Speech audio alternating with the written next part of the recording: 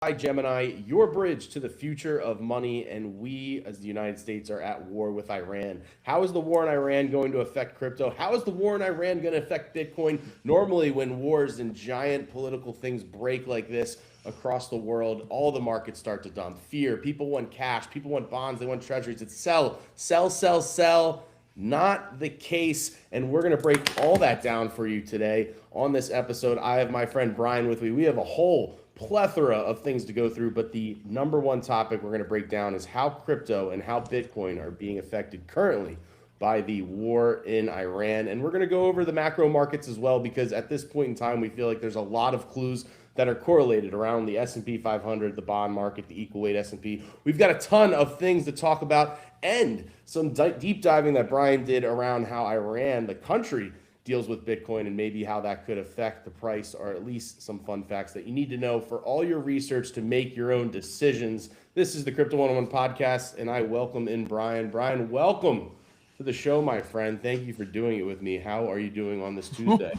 What an intro, man. I mean, I know you're fired up. Tiva jumped on today, right before the rundown.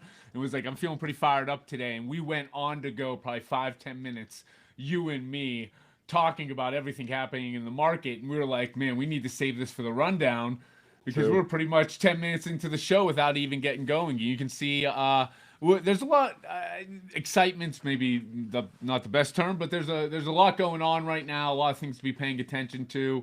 And it's going to affect a lot of macro news, a lot of crypto prices, and we're here for it to break it down.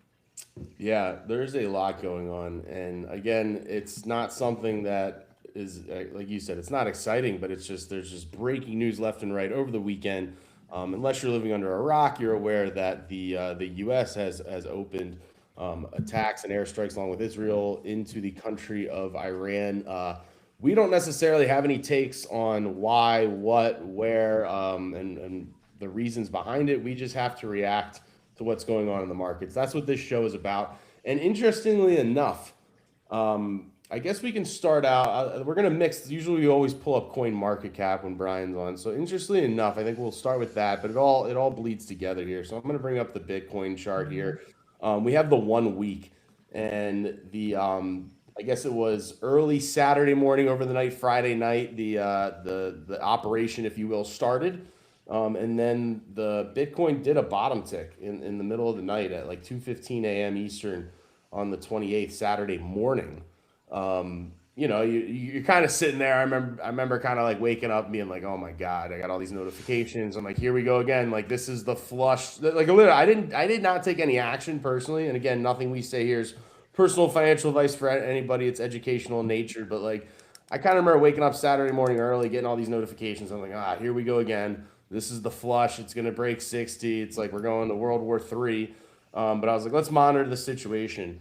And it had a nice bounce off the bottom there. And then once we got to like mid-afternoon, it was announced that Ayatollah, the leader of Iran, I guess they got the main guy that the U.S. government was trying to get. And the market as a whole kind of took that as maybe a little bit of alleviation. Like, okay, this operation is going good. It's going quick for at least what they want to do.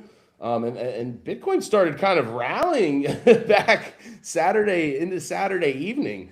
And again, I think it's always fun to look at Bitcoin in the crypto market, specifically when these operations, which usually do happen over the weekend, they try to kind of keep it when the news wires are a little more quiet than normal. So the operation happens over the weekend, and Bitcoin's the only thing that trades. Again, remember, the stock market's closed. So it was interesting to watch that rally Saturday night, and then into Sunday. I mean, did we kiss 70? I know we were 69. We got 69K, nice. And then we might have even kissed 70, and now we're retracing a little bit into the 66 to right now trading at 68. But on the 1 week, you see this, let's summary here, Brian, before I hand it off to you. 1 week, Bitcoin's up 6% during what some are calling like, hey, could this turn into World War III? I mean, we're going to talk about it a little bit, but this is U.S. Iran. Iran's not some, again, they're not a global powerhouse, but they're not a not-for-nothing country. They have weapons. They have, some pushback. They have the backing from Russia and China, which is something that could, piss China off, like you're going to talk about. But just your overall take. What did you learn from the weekend about the Bitcoin price action? How do you feel about it? whenever I heard that the news of the attacks in Iran, I thought we were gonna flush to the 50s. Yeah. I'm just so conditioned to any sort of news. We get bullish news and it feels like we've gone down, and then when we get, next World War III type headlines, I thought we were gonna flush a lot harder. So I was personally surprised to see that we kind of kept in this range that we've been talking about for weeks right now. I think you and Brendan have. I know I've been kind of screaming like, feels like there's a range between like 60 and 72. Sure, we can kind of get out of those ranges, but that definitely feels like the chop zone for some time. And, we touched all the way to 70 after a lot of these big headlines were hitting. So I was surprised by that. I don't think we're out of the woods yet. I think there's going to be a lot more volatility in the markets. I know, you wake up today, pretty much the only thing last time I checked, you had the price of Bitcoin up, and on my screen, I had the price of oil up. So I was just curious what oil was trading at, and it's up almost 8-9% right now. Obviously, the Strait of Hormuz was closed. That's going to, cause, the price of oil to kind of continue to go up more likely. And a lot of other asset classes are going to probably bleed out. The stock market last time I checked was down, gold was down. So it's something that I think we've been kind of waiting for. We've been talking about like these strikes on Iran and poly market for weeks and months now, and it's I was kind of just waiting for it to happen. I'm no war expert. I don't want to get into the geopolitical reasons why, but Iran has some ties to China. They have some ties to Russia. And what I was saying to you before we even jumped on, I go, China's probably pretty ticked right now about how all this happened and what's going on. I could build a thesis around where they could sell some, U.S. Treasuries and buy asset classes like gold and something along those lines because they've been doing that for a while now, and I think they're a little ticked off on what's going on. But overall, I was surprised that we held this range. I think we're going to kind of move sideways in the chop zone for some time, but it's I don't want to say it's nice. What's the word I'm looking for here, TiVo? It's good intel to know that, like, all right, these strikes have happened. It sounds like it's going to be a little bit more. It's not going to be a weekend war. We've seen a few of those with like Venezuela. It sounds like the United States is saying that this is going to go on for a little bit longer. So we're going to see some volatility in my eyes, but that doesn't make me shy away from what's going on in the crypto market. I do, not financial advice. I do really like Bitcoin kind of in this range to dollar cost average in personally. This is personally what I'm doing. We could certainly flush down lower. Obviously, we always talk about that. But I don't hate it in this range for some time to get some catalyst to move forward. But I think we're gonna have plenty of opportunity to dollar cost average in. I don't think we're seeing any god candles to 100 anytime soon. I totally agree. And Brendan and I have talked about on the pod of building some of our longer positions, having some fun, maybe looking out with some leaps and then buying spots. So it's like it's a time to, I think we've kind of covered it well through this drawdown, through this quote unquote bear market that we've experienced in the end of 25 into 26. The opportunities there to kind of recalibrate and understand where you want to be and what assets you want to accumulate. But in the short term window, there's just a lot of interesting kind of notes. And I've been covering on this show of the software stocks, right? So Bitcoin got caught up into the software.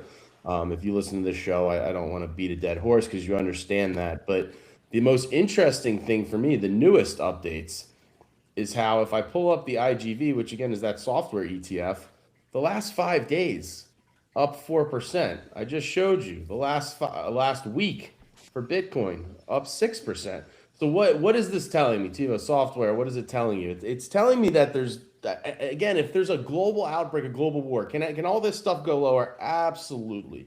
Where nobody has a crystal ball, nobody is going to tell you. If anybody tells you they know exactly where something's going, they're lying to you. And we don't do that here. But the clues are telling us something. Hey, global crisis, World War, III on the line possibly here in the sense of, what's going on around the world. And these stocks are up in the last 5 days. And the only thing up more is oil, which is really interesting. And, and so that says like, okay, the sellers have already sold. They've already sold on the fears of AI, or maybe there's some ins. Clearly, there's always somebody always knows, right? Polymarket shows us that. But they knew that this war was coming. No, this whole decision to go into Iran doesn't happen in 72 hours. This was planned, coordinated over weeks, if not months.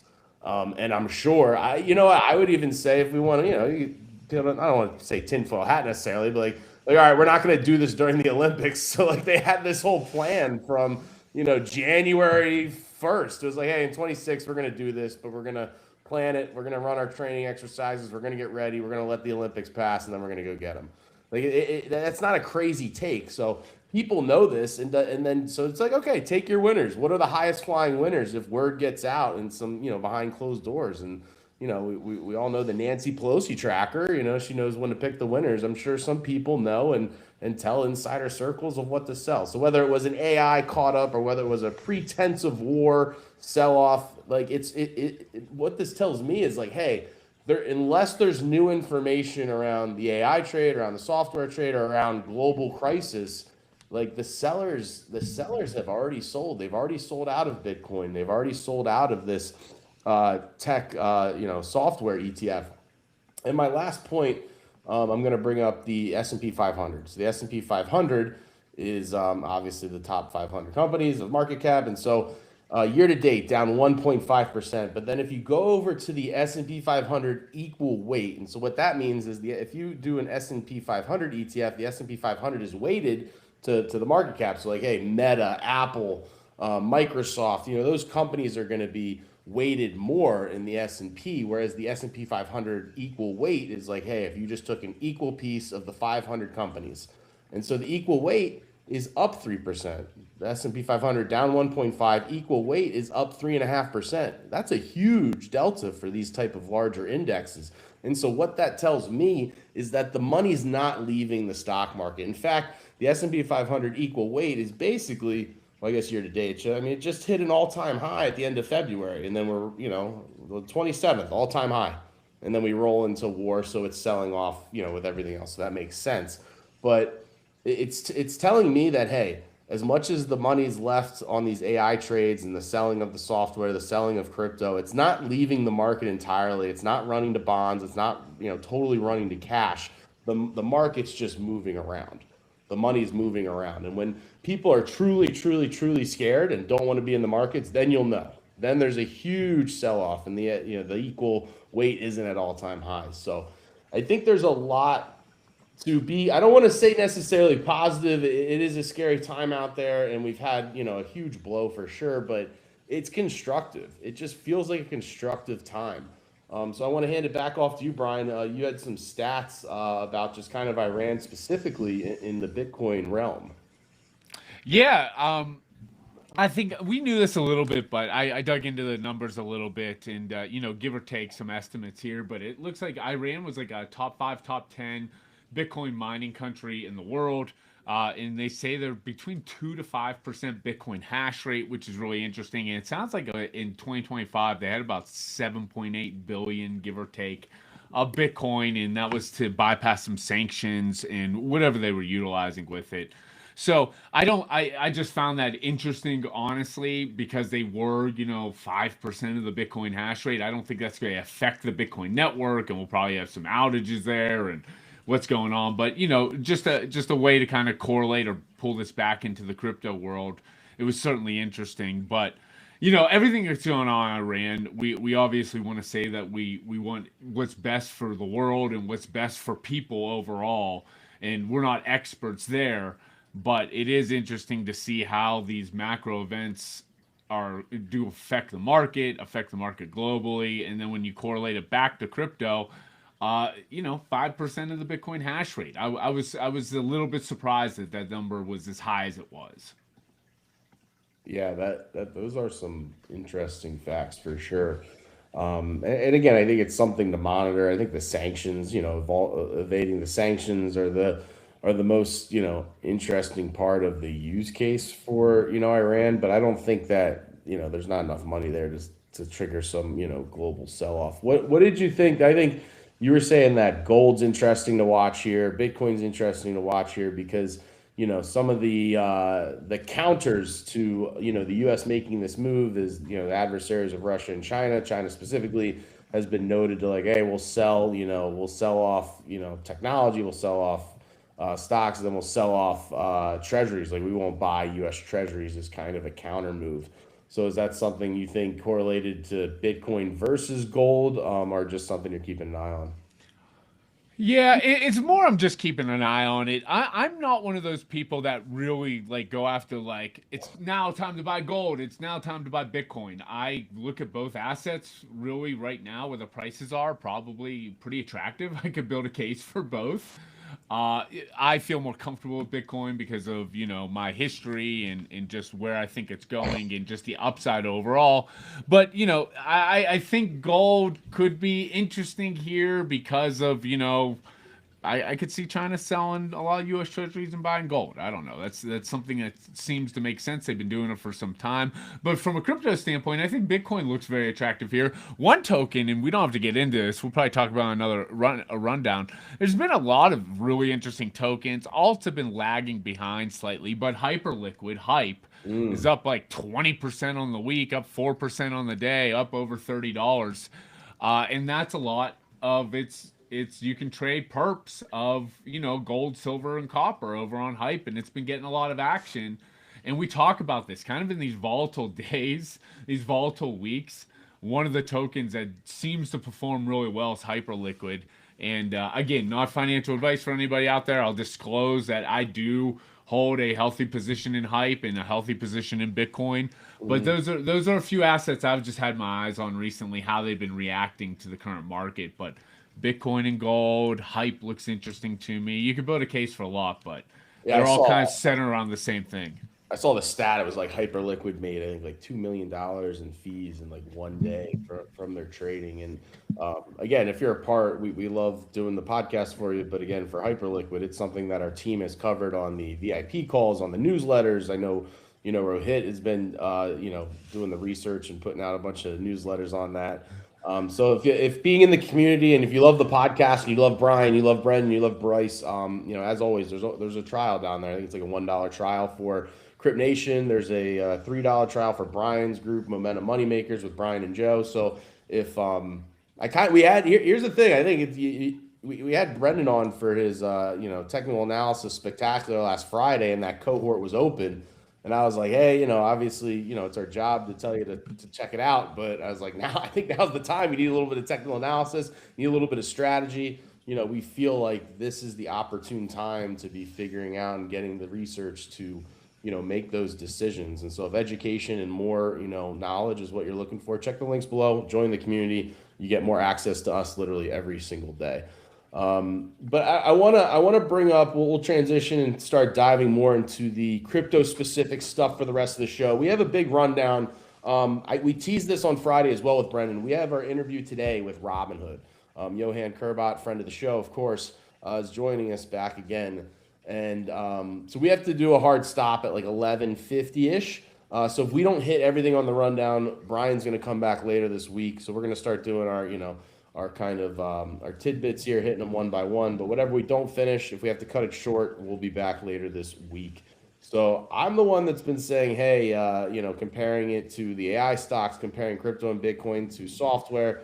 You might say, no, I don't agree with you, Tivo. You're crazy. What do you know? Well, let's listen to other people. So from Pantera's Dan Moorhead. We all know Pantera Capital. We've had them on the summits. We've had them on the podcast. This guy's an OG who's made a ton of money in the space. So let's listen to his take, how crypto is being valued alongside AI and software. Next to the top 10 AI companies, and they're trading about 20% over their long-term trend.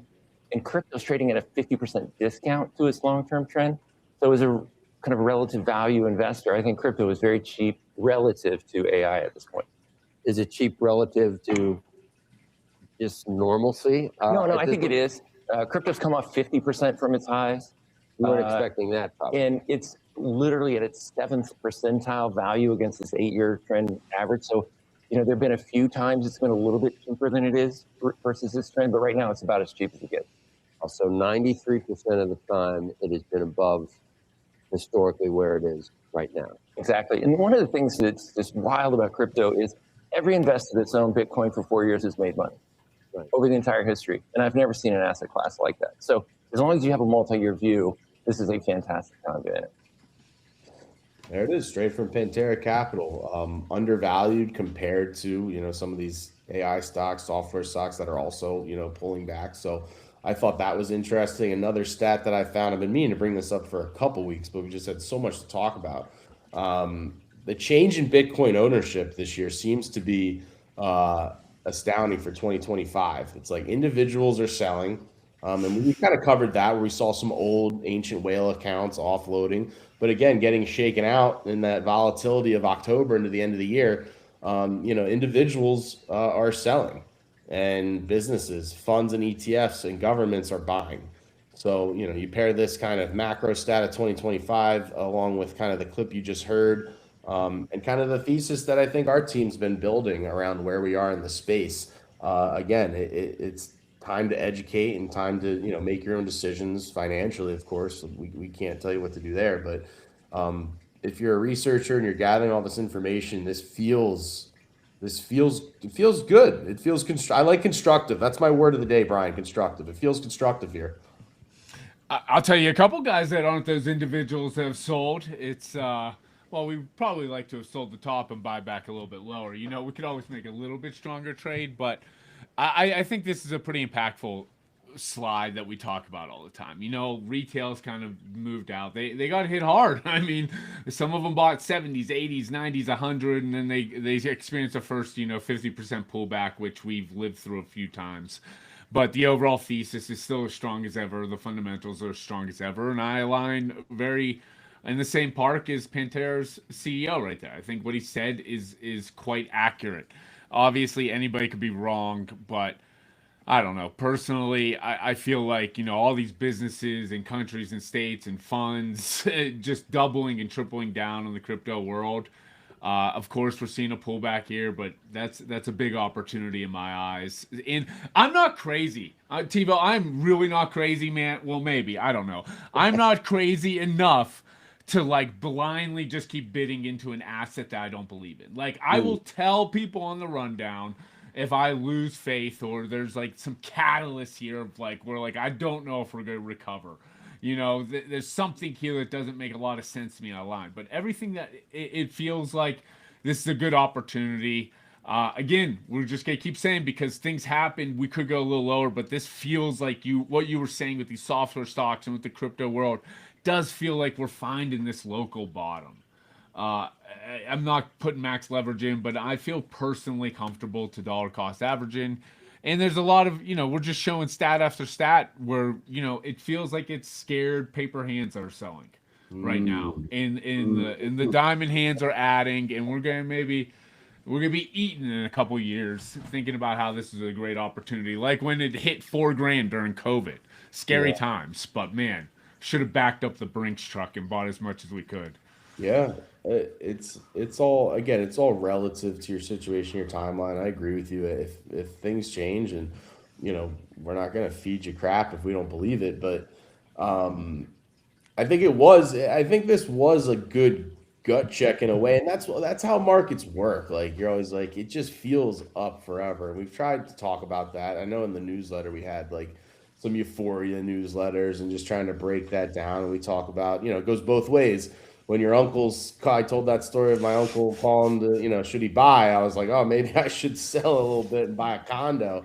And then the same thing when it's at the low, all your friends start calling you and they're like, Bitcoin's down 50%, not buying that crap. So it totally goes both ways for sure.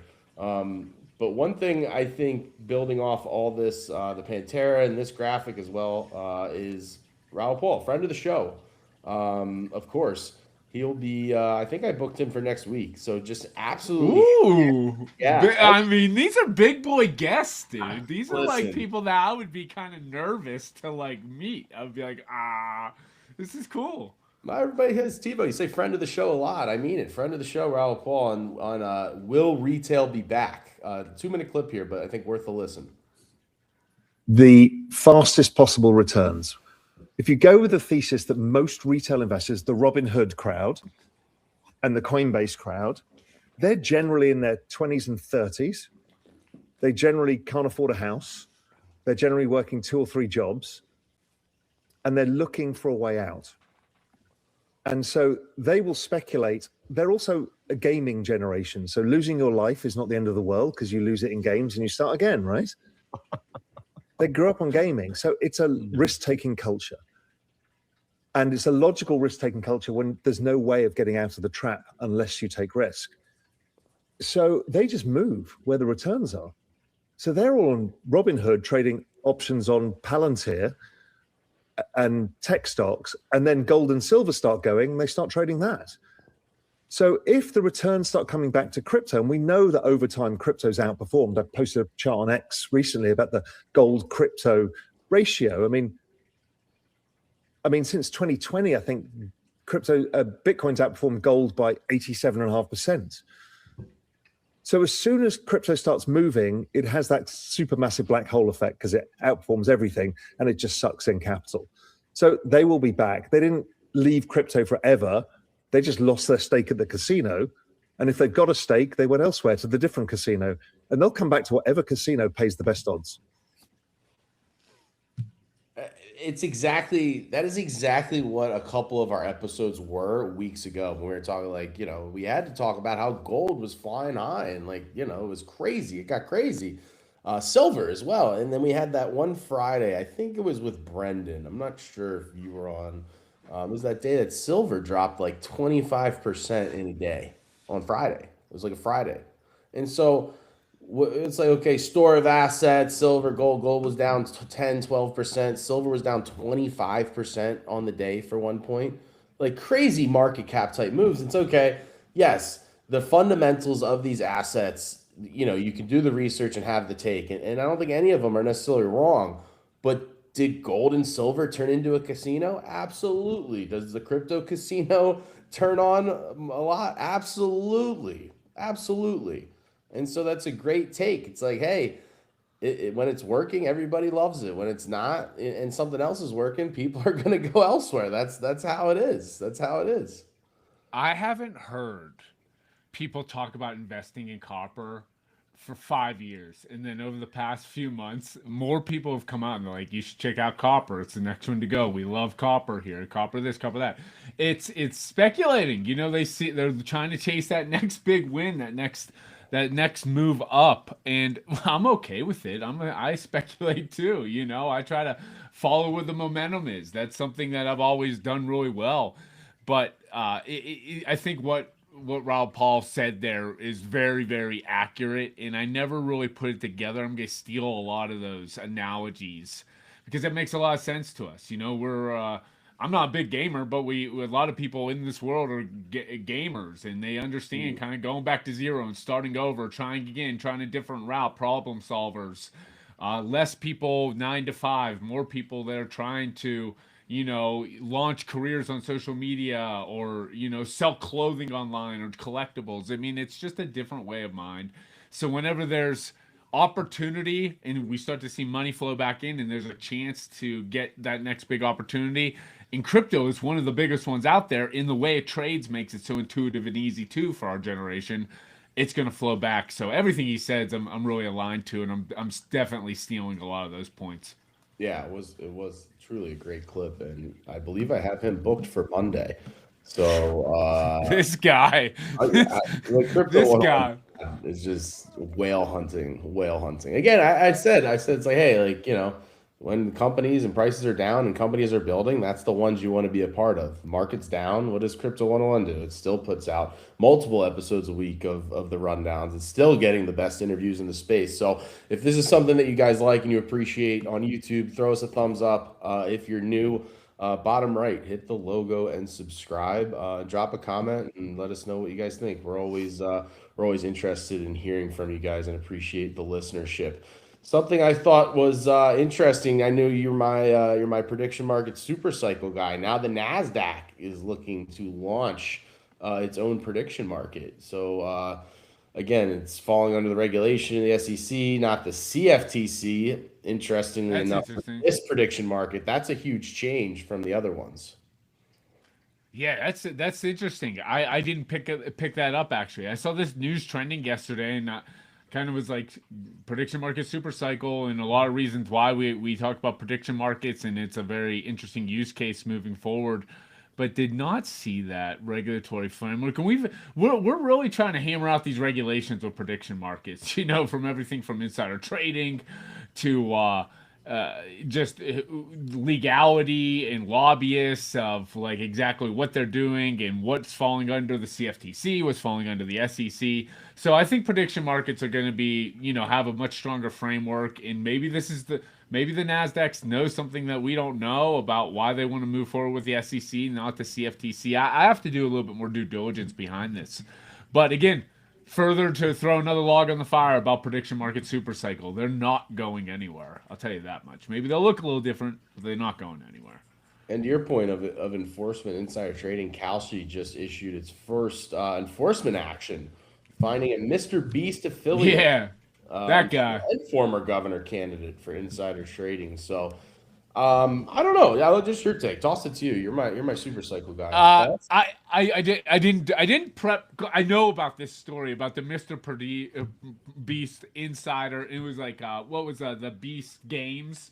He like knew certain outcomes. He knew certain challenges they were gonna do, and just really. And I think the amount he wagered was quite low. I wish I had that, but we're talking like thousands of dollars, and he got dinged for it. So kind of a bad look there. But again, when you're playing with these prediction markets and someone has the outcome, you have to know that you're playing with some insiders. Like, that's just the game we're signing up for, right? Unless it's a binary event.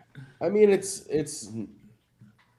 guess it's all relative. Like, we kind of talked about this before, where the insider is going to be the tell to let people know the truth. So we want to know the truth on certain things. Like Mr. Beast's games doesn't have any outcome to the life, you know, the average everyday life of people. But when it comes to, you know, whether it's elections or, you know, the war, there's people getting riled up on that prediction market. Something happened with Kalshi. I didn't really dive too deep into it because it's just, you know, it's not a event that I want to dive into of like, should they be paid out or not? I mean, we're talking about, you know, the horrors of war, so we're not going to dive into that. But what's right and what's wrong? Like Mr. Beast Games, if you have some inside information on that, you can't make money on that. But then over here, like, they're not going to prosecute people that know, you know, things inside the government like that. You're probably never going to know who those people are. So it feels like such a gray area. But I think, you know, as a business, if I'm Kalshi and I have, you know, huge partnerships, I think they partnered with like CNBC, the official, you know, betting market of a business channel. Like, you're going to have to try to show that you have a fair playing field. So, you know, it's just like anything else. There's going to be people that are going to be, you know, gunned for and get, you know, slaps on the wrist or harder financial punishments or whatever the regulators want to do. And then there's going to be people that get away with it. It's going to be the same as, you know, insider trading with the stock market, right? So I think that's where we're going to end up. How much do you think you wagered? I found it out. So for the Mr. Beast, and it was like who wins Beast Games or something? He was a video editor, and he was editing the unreleased video edit, so he knew what was happening behind it, who the winners were of certain challenges. But across all the markets, how much do you think he wagered?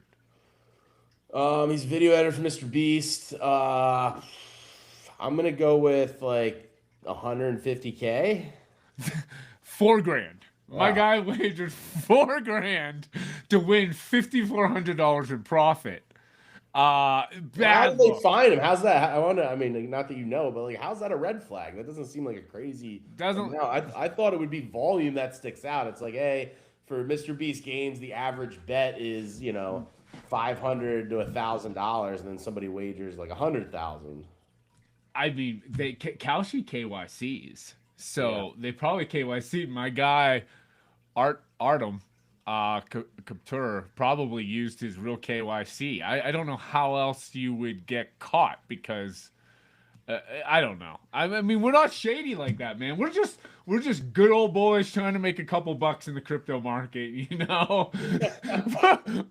You know, maybe a prediction here and there that's that we don't have insider info on. But yeah, he was smacked with a $15,000 fine, pretty much total penalty of about $20,000, and banned for 2 years, and he got reported to regulators. So kind of a slap on the wrist for straight up insider trading, but. $4,000 seems like I don't know. He might be playing a few fries short of a Happy Meal. Hey, somebody always knows, and I missed this on the sheet, but for Polymarket had a record $478 million in trading. Yeah. Today. I was like on par with the election because somebody knew, that obviously somebody always knows, and there were people, at least 6 insider trading links profited around $1 million. That's related to the conflict. So we won't deep dive on that. But it's just more information for the people. Again, if you're not into the betting markets, if you're not looking at them, you don't even have to play or wager. It's where a lot of information, you can gather, and it could be a part of your arsenal for education, for making trades and investments. So that's why we bring it up, even though the topic this time isn't as deep dive on. But a record day for Polymarket, on par with the election. So it's something to note. Truly, truly is. We'll do some quick hitters to end the show here.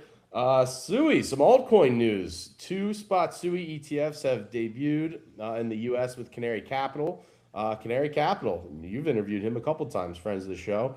On NASDAQ and Grayscale with the listings, and they both are going to offer staking rewards. So again, more exposure to the general markets for altcoins. It'll be interesting to continue to monitor these. Obviously, now with the market down, you're not going to see tons of inflows, but nonetheless, it'll be added to our repertoire to keep tabs on. Any thoughts on Sui, Brian? Yeah, it seems great. Good old Canary Capital rocking out another ETF, man. It's they're knocking them out left and right. Sui has its place in this world. I don't know what the price action or kind of what else has been going on with it recently, but I have a small bag, I believe. There you go. Another fun one that we've talked about is Chainlink, and this was interesting. Again, this is something I wanted to talk about for a couple of weeks. Let's see. The chief counsel of the SEC's crypto task force. This man is going to be that Taylor Lindman, and he worked at Chainlink for a while. So Chainlink is sending him off to the SEC to be chief counsel of the crypto task force, and he was formerly an employee at Chainlink, worked on Chainlink. So if you're a Chainlink person, you definitely, I think you like this, right? Getting a the Link Marines, man. I was kind of just trying to get Sui out of my vision there and sweep it under the rug because I wanted to talk about Chainlink. I like Chainlink a lot. Actually, we had an in-person meeting and we did a little fun token battles, and Chainlink was one of my picks until Rohit body bagged me famously. But we'll talk about that another time. But I like Chainlink. I think it's a strong product, a strong coin. It's the infrastructure of all things going on, and this relationship can't really go unnoticed, right?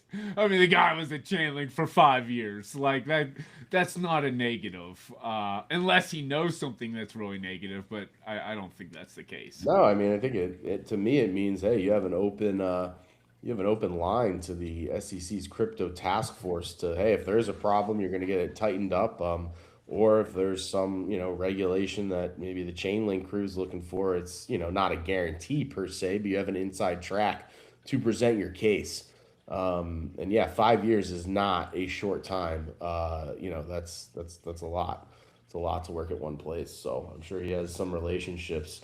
Last one of the day before we got to sign off here is Bitcoin stuck in a rut, but JP Morgan and Jamie Crypto Diamond says that new legislation could be the ultimate spark. Again, that's what everybody's watching around the Clarity Act, and JP Morgan, along with all these big banks, which we continue to cover and will continue to cover, keep making their moves in crypto and blockchain being the future. there's a lot riding on this Clarity Act. It feels like everybody has an opinion on it. I saw one today. We'll bring that later in the week. I think it was the Cardano founder was not happy with what it looks like right now. So both sides have a lot. Feels like there's a lot at stake. But at the same time, the administration feels like they need to pass it to get some type of progress in this space before midterms. So any thoughts? Yeah, a little hopium I threw on the sheet for us. I think we have a good possibility of Clarity Act getting done this year. I know there's a lot going back and forth between banks and yields, and everybody has their own opinion about it. Everyone has their own vested interest. But it's good to see Jamie Crypto Diamond, kind of mentioning it out there. He's throwing it out there in the news circles, getting it kind of flowing. It's better than him calling Bitcoin a pet rock and completely backing off of it. It's just a little bit of hopium we can drink. Jamie Crypto Diamond's fueling the fire, and we'll see. Until it's actually inked, that's when we can start celebrating. But a lot of crypto companies, a lot of people in the government, a lot of banks have a lot riding on this Clarity Act. So I think it's a big deal. Yeah, and when we want it passed for hopium and momentum, but like you got to think and understand what's actually in the bill. And they're always changing and adding disclosures and changes and this and that. So we got to wait until it's built, and then we got to really break down everybody's take on it, because there's going to be a lot of people that love it. There's going to be a couple people that hate it. There's going to be people in the middle. And so, that's going to be our job, obviously, for you guys, as we'll parse through it. But, as much as I hope it passes, I don't know. There's been so much talk and debate about it that once it passes, we really got to just dive into it and learn from it to see where it's going. Because it does feel like it's shaping up to be a huge piece of legislation for blockchain, for crypto, and to have the traditional banks so involved means that there's going to be give and take. Yeah, for sure, man. So I think there's greener pastures ahead for it, but right now we're fighting a lot of geopolitical stuff. We're fighting a lot of things in the market, and we'll probably go sideways for a little bit, but not terrible. It's okay. No, something that we've been ready for. And again, it's the education and understanding where we are in the markets and how to place your, whether they're bets or investments long term. Because we do have a lot of fun. I mean, Punch the Monkey, again, if you're a listener, long time listener here, you got some huge alpha with Punch the Monkey recently, getting like a 6, 7, 8x, and you find that and there's always opportunity, with you guys and the research. And hyper liquid again is another one where there's tons of opportunity in all markets, and that's what we do here. We try and find it for you. Again, just wanted to bring you the news today. We had some good quick hitters too, but it was sadly what's going on around the world is a huge part of the markets, and so we had to cover it. Brian and I will be back later this week. We'll figure out a time, whether it's Thursday or Friday, and we promise to bring an update all around if there is needed, of course, but we'll bring some fun too. We'll bring some momentum money makers, some meme talk. We'll get in the trenches and have some fun later this week as well. We really appreciate everybody listening. Thank you all as always, and we'll talk to everybody later in the week. All right, bye-bye, everybody. Choo.